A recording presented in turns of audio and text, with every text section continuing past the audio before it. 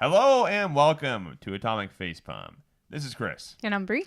And today on Played in Full, we review Pyre.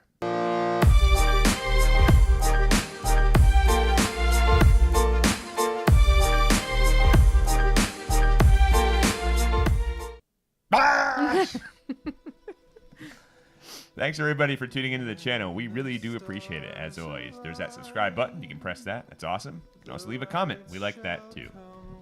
Okay, Pyre. I'm going to preface everything that I'm going to say in this video with this up front, because it's going to sound like I have a lot of criticisms. I think the game is great. Yeah, no, I'm a huge fan of Supergiant. Like, seriously, big fan. Transistor, Bastion, everything. I love this game. There's no debate about whether this is a good game or a bad game. I think it's more just refined criticism of the game in general. But this is like a 9 out of 10 game, hands down. It is a fantastic game. I enjoyed it thoroughly. We're going to get into some of the stuff that maybe I didn't enjoy so much, but I want to put that up front because I feel like if I just start going into this, maybe there's an impression that I did not find it good when anything is. That's. I look at Pyre and I go, fantastic game, but is it worthy of a Game of the Year nomination? That's where I'm kind of going with this discussion. Okay. To me, it's not whether it's Game of the Year or game or not. It's on its own. It's a fantastic game. This is what I want from games. I want original, innovative, kind of interesting worlds with cool gameplay. Any of my criticism is just minor, nitpicky kind of, let's discuss this game after you've played it or after you've analyzed it a little bit more. But this is hands down one of the better games we'll see this year, in my opinion. Quality game, well made, it oozes character. It's one of those games where it feels extremely unique and different. There's very little here, maybe besides the sports game component, which we'll get into in a minute, that feels like it was aped from somewhere else. This is a game that's built off, at least, well, we'll tell you when there's spoilers. I'll keep the spoilers light then. It's a narrative-heavy game. Mm-hmm. In fact, I would argue predominantly just a narrative for quite a while, with a little bit of game thrown in between. The music is... This will probably get best soundtrack. I didn't play Nier. I tried. Didn't work. Great year for indie games and soundtracks. So this one is, for sound design and music, phenomenal. Yeah, so today, I was at work and I was trying to review kind of my notes on it, and so I started listening to the soundtrack for this game and the soundtrack for Transistor, their past games, and it's just amazing to me how they hit the nail on the head so many times. This game, just the soundtrack alone just soothes me. It's really great sound design, and not just the music that they play, but also when the characters speak, there's kind of this background noise. They're not actually talking, but it's kind of their sounds. Yeah, it's the sounds that each character makes.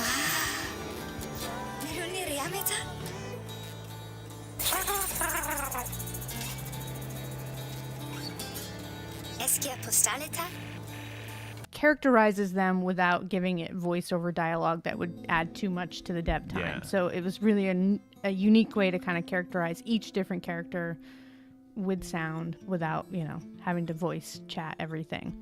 Yeah, some of the characters, there's a little worm character you get. He's this brave knight, but he's just a pseudo armor with a worm. And some of the stuff he does is he's all happy. And they also do a good job of conveying emotion through these very expressive background drops. Mm-hmm. So if you get them angry or happy, if they're angry, these wide little lines will go out with red all throughout, and their expression will change. And it gives you this Japanese kind of bam. I'm really upset with you right now. And this is all via a two-dimensional type of art style, I might add. Now, I'm talking about the overworld and the narrative parts, because again, I feel like there's actually two separate games here. Okay. I feel like there's the sports game component, which is half the game at first, and then you have the narrative component, which to me feels entirely different. Yeah, no, and the sports game component is there's only, the narrative gameplay, like you're saying, where it's text and you get little pictures of the thing, and then into the sports game where it's, I don't know. Okay, before we go any further, let's do this. You've actually got a pretty good, I'm actually reading it. You've got a pretty good little intro here. Do you want to describe kind of basically what this game is? Yeah, and this is taken from them. So Pyre is a party-based RPG, and I'd almost say action RPG, because it's very action-orientated. the gameplay elements. Yep. In which you lead a band of exiles to freedom through an ancient competition spread across a vast mystical purgatory, which I like that mystical purgatory because That's a good description. I didn't have words to describe the game world until I saw that, and I was like, that makes sense because it's just, I think the biggest part of this game that I like so much is the art style and this really whacked out, bonkers, bananas game world that you're in. So you see like the game map and nothing really makes sense. It's not laid out in a way that a world would normally be laid out. It's artistic chaos. It is. It's chaos, but like I seriously want every single game map made into a poster and I want to hang it on my wall because all of it is just so crazy and cool. And hopefully I'm overlaying awesome game map footage right now. And you're like, ooh, it's so pretty. It's very unique art style. It's vivid. It's colorful. It's literally chaotic, it feels like. I feel like somebody dropped a tab of acid and then drew out a game world. Like, it is just awesome. So this mystical purgatory is called the Downside. I almost call it the Hallow Nest. Wrong game. Sort of similar. In the Downside, the idea is you're a reader. So in this universe, reading is forbidden, which is getting eerily similar to our universe. And if you're a reader, you're almost seen as a mystical kind of sorcerer. And it is implied you do have like telepathic sort of otherworldly powers. You can read minds, etc. So you basically are picked up and you kind of just are thrown in charge of getting all these guys to go on this journey. And the idea is, okay, I'm gonna try and do this carefully. The idea is you're going to go on a journey to get your party free. It's purgatory. Of the mystical purgatory. Yes, you can get out. It's been rumored that you can get out. So the idea is you start going onto these little games and you win, and then I'll stop there until we get the spoilers. So that's your motivation, is to get out of this purgatory and back to the real world, whatever that might be. So I want to say big shout out for giving a strong, awesome female protagonist, by the way, in Jodariel. Very, very close to my heart, one of my favorite characters. She is absolutely my favorite character, and one of my favorite characters in games anywhere. Yeah. I just, like, as soon as she came on the screen, I was like, oh, she's my favorite. Like, she's absolutely. so good. You can just tell, like, she's been around a while, and again, when you have good writers in games, it's this stuff isn't just like thrown in your face, like, Jordario has been here forever and she is haggard. No, it's conveyed through emotions and through little side tangents you hear and the way she reacts to certain situations. And they have a leader of the group. She's kind of the emotional leader, it feels like. It's just very subtle. Mm-hmm. And I really enjoyed that type of storytelling. I guess she was strong in a way that, like, Zarya from Overwatch is strong. Yep. I really felt drawn to her. I think she's awesome. She's one of my favorite characters in any game, really. And it's not like a super character-driven game. Like, each character is fleshed out, but it's not like, I don't know. You have the opportunity to get to know them a little bit based off these little side quests you can do. Yeah, you get a moment to talk to them on the side between each gameplay event. That I think is good, but it's not like a character-driven game completely either. It's not really a role-playing game, I would argue. So they use the word RPG, which I wouldn't have used as much because to me RPG means I'm really upgrading elements or giving them, items, and I felt like that was one of the weaker parts of this game. That would be one of my complaints, is the whole skill tree upgrade or the whole item upgrade was kind of okay, sure, I guess so. You can purchase trinkets as you go along, and trinkets just give you random little boosts when you start doing sports game, such as 10% movement speed, or when you throw the ball, it gives you a bonus, or when this certain character does this, you get money, or you get whatever. I think that speed is so strong in the gameplay that, like, speed boosts trump everything else so much that you just really like, okay, it's either speed or I got this, and I guess I should equip it to an empty slot. So let's talk about that a little. Now we're getting into the other component, which is the actual gameplay. It's quite the shift when you go from this sort of whimsical 2D world with crazy stuff, and all of a sudden it's kind of just, a very traditional 3D It's really basketball kind of sports game. You've got 3 characters that you get to choose. You're limited at first. You get to choose. You've got your big Jordario, who moves really slowly. You can shoot this long thing. If you hit him with that little focus or soul or whatever they call it, it kills them. If you don't have the ball, the soul stone, you can just walk into people and hurt them. The idea is when you have the ball, you're vulnerable. Great in theory. The problem that you're talking about is there's a certain character you get right away who is so insanely fast it removes any challenge of the game at first. So speed just trumps everything else in the gameplay aspect, so that the whole skill tree thing, the whole like passing it back and forth dynamic, Which none is of those. awkward to begin with, I mean. It is awkward. I definitely wish there was some kind of training to get used to some of the gameplay components, but speed trumps everything else. That any kind of strategy that might be layered, any sort of meta that might come into this gameplay is just gone. It's just like, I need the fastest character and maybe one big fat character like slow Jodariel, because she's got a wide aura that kind of protects your home base. You might want one of her and 2 fast characters. I feel like that's the weakest part of this game, is this just kind of falls apart under the whole like, I'll just be fast and it's easy to cheese the whole gameplay part of it. Yep. I had to stop using that character because it was just too easy. Yeah. I actually had to be like, no, don't pick Rookie, because it's just going to make it not fun. Later on in the game, again, without delving too much into things that might give stuff away, that is mitigated to a certain degree, but it's still there. The idea is you each have a pyre, hence the game name, the little flame on each side. When you throw the mystical orb into the fire, it takes away a certain number. The number can go up or down depending on the little boosts you have or who you're playing against. I think it's their presence skill that takes away. So if they have a strong presence like Jodariel, the demon, who's like big, bad, and strong, she can take away from the pyre like 30 points, whereas a fast character like Rookie takes away 15 points. But you can boost that up so fast. You can boost it up through boosts. So again, that's another thing that kind of is one of the, speed boosts and just taking away from the pyre or adding to your own pyre. Those felt like the only choices, really, when it came to and it seems like they buffing want out you to characters. throw the ball into the pyre. I never did that because it was just dumb. Because you have to pause to do it. It's like a delay, and you're vulnerable. And it's like, why did I do that? I can just jump in. The idea is when you jump into the pyre, you're banished, which means you don't respawn for a few seconds. But usually your guy comes back in time. If everyone gets wiped out on your team and the other team, you just walk right in. Yeah. So I like the simplicity. I think the execution was flawed. And I think the AI is a little flawed. When I'm playing against the computer, I never felt like very often that they were a real challenge. And like I did a little bit more messing around, and I actually lost a couple games just because I was messing around a lot. Yeah. But it never felt like I can't beat this game or this is a super challenge. I was like, okay, I'll go back to that whole like choosing a fast character dynamic. Yeah. And see, it's tough because, again, it sounds like I'm kind of like, oh, it's not so good. I had fun. I legitimately had fun playing sports ball. I really did.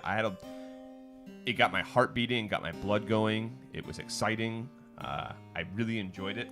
There were moments where my pyre was down to 15, and it came down to me getting that last second jump, and it felt great. It was like, oh, this is awesome. It feels like real sports. But there's not a lot of variation to this game.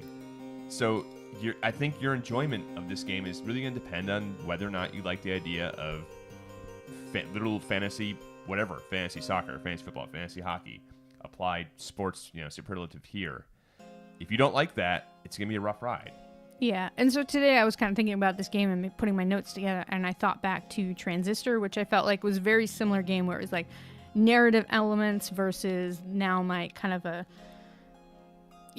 strategy, and that was more real-time strategy versus you could pause the game and then think about it. And I felt like the gameplay of that game was so much stronger that when I hold up Pyre to Transistor, Transistor is the far stronger game just in gameplay wise. Yeah. Now this is only $20.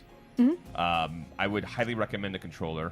Good luck with mouse and keyboard on this. I wouldn't even. No, it'd be tough. There is a multiplayer component, which is what we first played at PAX East, and that's all I thought the game was. Didn't realize there was a story mode. It turned out it's most of the game. So, it's fun. I would say if you're getting together with some friends and you want a good, kind of exciting game to watch and play just for multiplayer, it's fun. Multiplayer was fun. I think that's a lot more of an even match. Yeah. You smoked me, actually, towards the end of multiplayer games that we played. Yeah, that's right. I don't remember if that. Yeah, I'm that's trying right. to remember if that was because I went with the fast character game. Probably. It might have. It was too early. I wish we had played more after we had played the single player of it, because I felt like I had that idea down. But it's just trying to deke your little fast character into their pyre and take down their points. Yeah, it's tough because I really had fun playing this game. I had a lot of fun.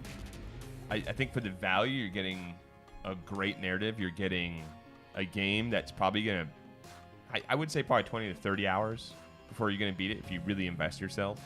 It's divisive. It's divisive. We just came back from PAX West, and it seems like people have very strong opinions, either for it or, I don't want to say against it, but just, it's one of those games where you talk to people, and it's not like, oh yeah, that was okay. It's very like, people have their thoughts on it, like I do, and then it's, you're here. Okay, just put this in perspective. Like IGN gave it 97%. PC Gamer, on the other hand, gave it 71%.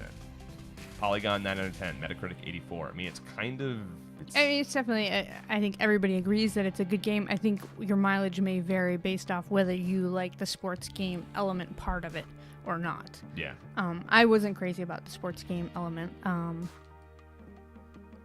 But the story, the world, the music, the characters, everything else about it is like out of the ballpark. Awesome.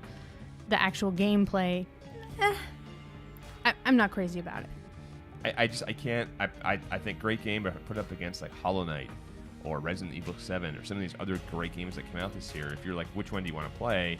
I would sadly have to say Pyre would get in the wayside. Not in a bad way, just a lot of games coming out. I think right now, if you're looking for something to play, go ahead, because we're in this kind of little lull.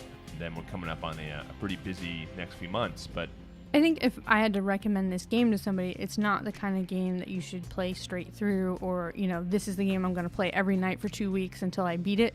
It's much more of a like Saturday, I'm going to play it for an hour or two, dive into this world, get a little bit of this gameplay, and then go play something else. I think that is more of the kind of game it is. Like just a little bite here and a little bite here. Yeah. It's very heavy in art, very heavy in story and lore, that you shouldn't just devour it straight through it. Then you get tired of it and it loses a little bit of its magic. I got emotional a few times during it, just from the characters and where the story is going. It hit a chord. The music I definitely added to it for me. There's a part where the minstrel sings a song, acapella. Acapella, and I tear up. I listened to it again today at work, and I'm just like, that is the most amazing song. It's an original song. And so I listened to both this soundtrack and the Transistor soundtrack at work, and it still just blows my mind that these are game soundtracks. It's awesome. It's beautiful. It's amazing. Yeah, and sound design, it can go a long way, because I've seen a lot of games screw that up. So it's no small feat. So yeah, I think for me, absolutely recommend it. Because I want to veer into some spoilers here, because I feel like it's getting there. So if you don't want to know anything about the plot and where it goes and how the game changes, then I would say here, I personally recommend it. Absolutely, great game. I personally recommend it. If you haven't played Transistor, play that first and then go buy this game. Yes. That's my personal recommendation. Okay, now we go into the spoiler territory. Bam! The game changes remarkably halfway through. It goes from this very tight narrative where you have binary choices, basically, go this way, go that way. You do the sports ball game, I don't know, every now and then. 10 times before you get to the real like change of the game. Yeah. I would say a couple times an hour at the most. Mm-hmm. And then you get to the middle, and it's revealed, only one of your characters can leave at a time. And so by winning the sports game, you can choose each character, the first character you choose for that battle to leave. I chose Jardariel. I think you chose the same. I did too. A friend of mine, Nathan, from, like, a lot of people chose that character. She seemed to hit a chord. She does hit a chord. I think that you can definitely, through her story and everything else that's happened, she's definitely been there the longest. She's been through the most. I also think she's the weakest character for your team. She's slow. She's big. I wanted her to go free. It was kind of this no-brainer. It didn't make me choose about who I want to lose for my team versus who I want to lose, who I want to go free. Yep. It kind of met at this perfect intersection. It was like first choice. Like I didn't even have to think about it. Yeah, me too. It was like she's going free. Yeah. And then the idea is you then enter into open world mode. You can explore the whole map. You then get to decide who you want to fight for the most parts. It has an actual like sports leaderboard of who's on top, who's on bottom, who is in line to challenge you at the right. The rights are the games. So you then get to see probably who you're going to end up facing. And then the idea is you can lose, and then the other team gets to send someone home. And you just keep playing the game until you free everyone on your team. Well, I mean, get down to 3 and it's basically done. And a few of you will have to stay. Yeah, and this is kind of where the story versus the gameplay kind of fell off for me. Like during the whole thing, I was really engaged by the world, the lore, the story, and so that was kind of the thing that was keeping me going along. And then the game would, you'd have to do the sports game, and I'd be like, okay, sure, fine. Because in small spurts it works. In small spurts it works, but when it's just the sports game, that's where they started to lose me. Now, if I was somebody that was really engaged by the sports game part of this, then this would really have worked continually through. I would have loved it if they extended the storyline a lot further, and at the very, very end, you only got to send one person back, and that was it. For me, that would have been, holy shit, I'm going to pick one person, and the rest of us are staying. I feel like that would have had a lot more emotional weight. I probably might not have chose Judariel in that circumstance. But it's kind of like, I feel it loses some of that, because it's like, well, the reveal is one person gets to go back, but you keep doing it over and over and over. And yes, a few people have to stay at the end, but... I think that's also part of it, is that you whittle away at your team. So it's not your second, your third, your fourth choice that matters so much. It's more towards the end when it's like who you've got left. You got like the worst second string players, plus who do you want to send back? And then that starts to be this intersection between the narrative that the game is presented, plus the narrative that you have invested into these characters, kind of intersecting, plus who do I want to be on my team and actually allow me to win so I can set somebody free. So I understand where they were going with it. In the end, it didn't work particularly for me, but I appreciate the game choices, I guess. I do too, and I see what they were trying to do. They want to make it so that all of a sudden you're led down this path, and then you get to then be the guy that chooses, or the girl that chooses, the ultimate destinies. And it's not that I don't like that. I didn't want to play the sports game all the time. Yeah, the sports game with no breaks in between was not as good. And this, again, is where I look at Transistor and I look at the way that you upgrade your character and the way you use your skills was so much stronger. It was more like this XCOM kind of thing where you could pause sometimes and plan out attacks in interesting ways, or you could just do it on the fly. Whereas this was always on the fly, always like, go, go, go, go. And I never really felt like I took advantage of the swapping the ball between people. I tried that and it just was awkward. I didn't feel like I was doing anything wrong. It was just using the controls to do it was weird and not intuitive. Yeah. And I guess I just felt like I didn't get enough practice. They kind of throw you into having a full team, whereas I would have liked more of a practice arena to kind of... From the start, because you do get that later on. But it's not... way far into the game. It's like 3/4 of the way through, you do gonna get a practice arena, but she's pretty hardcore on you. There's never a time where I can just kind of turn off the opposition and be like, all right, just play with the controls. Just get kind of used to, how does it feel to attack and then quickly shoot it over to this guy and then jump over their attack, or any of those kind of things. You always have that threat where it would just be nice to be like, I'm just gonna figure out the controls, damn it. And just get good at that. And get good. I wanted to get good, and I felt like I never had that opportunity or that space to do that. I suppose there's probably, if you wanted to cheese it, you could just turn on multiplayer and just, But even then... That's, I actually didn't think about that. Yeah, but you shouldn't have to. I mean, just like I just now thought of that says a lot. Like, no, you really should have... So, in fighting games, this is not something that's new, by the way. In sports games and fighting games, that mode is there. Yeah. There's a practice mode. It's like, come on. Like, that's not... You guys, you did good with this game, but the practice mode would have been really, really nice. Mm-hmm. I agree. I really agree. That's one of my stronger complaints, is that I would have liked to just a free arena kind of area. Though I wish I had thought of the multiplayer thing. Well, again, I just thought of it now. So, for what that's 3 weeks later. Yeah. So, it is what it is. I think it's a great game. For me, stacked up against a lot of the other games that came out this year, it's been a good year for games. Mm-hmm.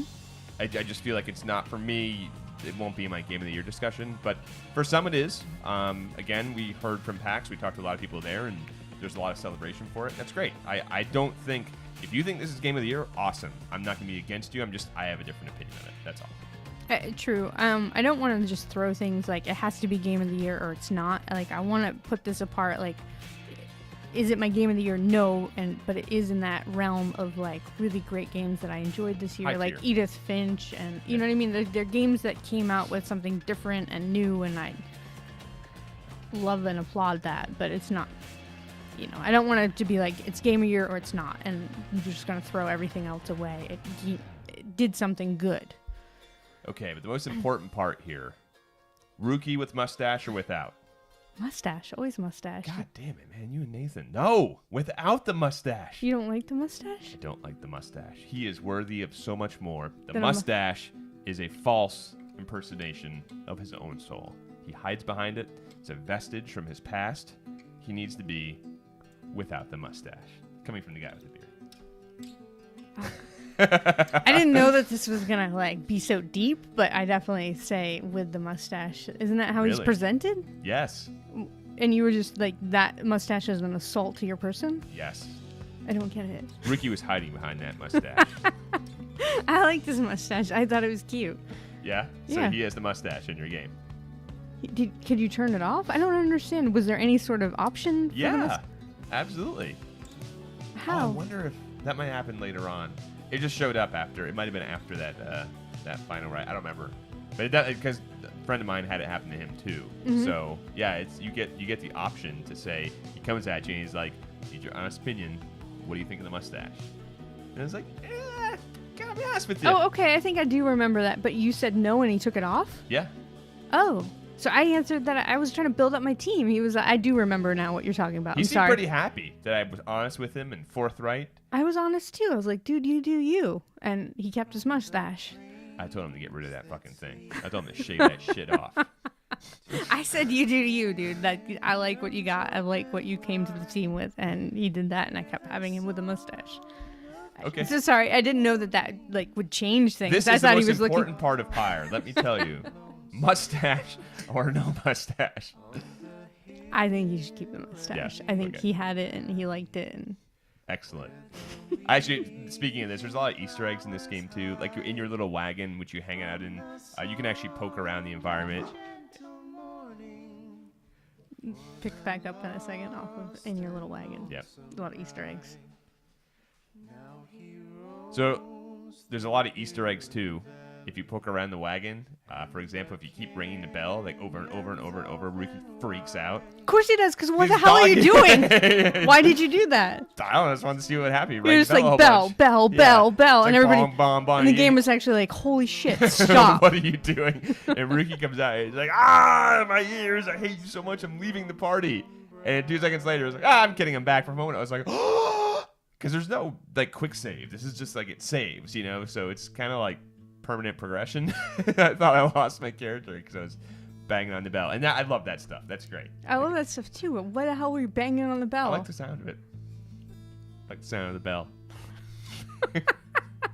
And you can like press the little drive imps that like make it go, and they make little cute noises. Yeah, they're really cute. Yeah, but again, this game. why were you banging on the bell? I wanted to just see what would happen if I banged on You're it. banging on the bell, telling Ruki to cut off his mustache. Look, I man, think you were a deterrent to your I've got party. strong opinions on my wagon, and you need to. You're either part of the team, or you're out of the team. Yeah. So, but look, it's making discussions like this. So clearly, it's it's way up there. This is a high quality, well produced game. So Really yes, is. absolutely play it for the money. This is a bargain for $20. Yeah. This is a better game than most AAA games I can think of that. have And come if out recently. Supergiant is listening at all, please make posters of every game map that there is, because they are so beautiful. Indeed. And like T-shirts and posters and whatever. I just want to put that shit on everything. And the soundtrack, I think there's one on YouTube. I think you might be able to get it on Spotify. No, you can buy both soundtracks. All their soundtracks are available, and I think they actually even sell them maybe in record form. But I know that their full soundtracks are available, so if you're buying the game, it's actually worth it. Yep. It's a great soundtrack. Okie dokie. Well, unless you have anything more to say. No, About the Rookie mustache. should keep his mustache, and Needs to get people rid of shouldn't that ring bells too much It's the because that's evil, super like- fucking It's annoying. evil like when you're like twirling your mustache in like the 20s films. Yeah, so That's what it reminded me of. He's more than that. Rookie is more than that. he doesn't ring the bell all crazy. Alrighty, folks. Thanks everybody for tuning in. We really do appreciate it, like I always say, but we mean it. And again, leave a comment below. Let us know what you thought of this game or other games like it. So, from Chris, Embry, thank you for tuning in. Good luck. and have fun.